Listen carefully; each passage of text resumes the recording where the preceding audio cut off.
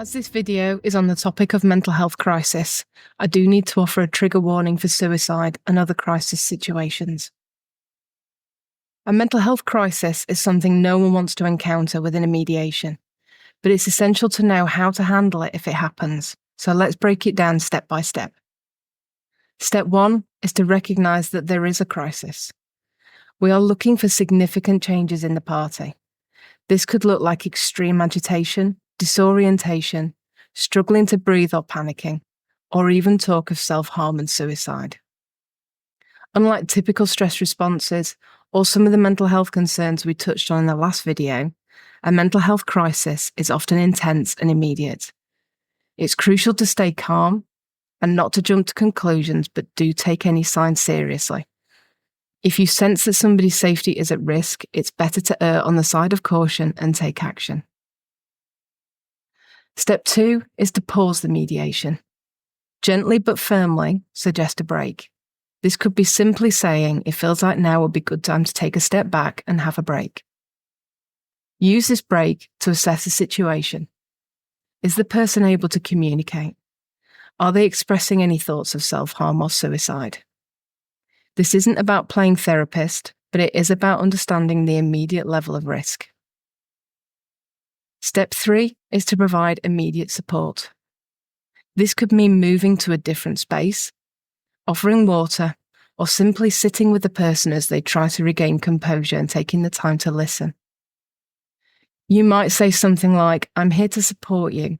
Let's take this one step at a time." If the person is still struggling, don't hesitate to involve a colleague or a co-mediator if you have one, or ask them who they would like you to contact to come and support them. Sometimes just having an extra person around can help de-escalate the situation and make somebody feel calmer and safer. Step 4 is knowing when the situation is beyond what you can manage. If the person is not calming down, or if they express any intention to harm themselves or others, you need to bring in a professional. You could say something like, "I'm concerned about your well-being, and I think it's important to get some professional help right now."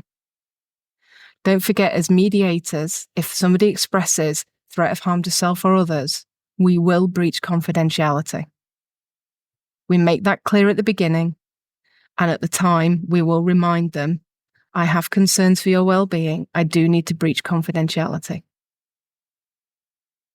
This might involve calling a crisis hotline or local mental health services, or in some instances, such as suicide, even contacting emergency services if necessary. Your priority is ensuring everyone's safety. The final step is following up with the person involved. Check in to see how they're doing and offer additional signposting if needed. You might say, "I wanted to check in and see how you feel after our session. Is there anything more I can do to support you?"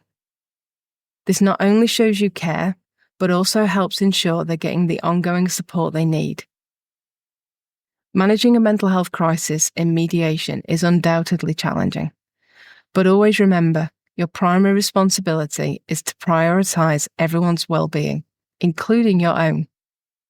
Be sure to check out the final video in this series, where I'll explore how we as mediators can take care of our own mental well-being. By doing so, we can continue to provide the compassionate, non-judgmental support that our clients rely on. The information contained in these videos is not intended or implied to be a substitute for professional medical advice, diagnosis, or treatment. It is for information and educational purposes only.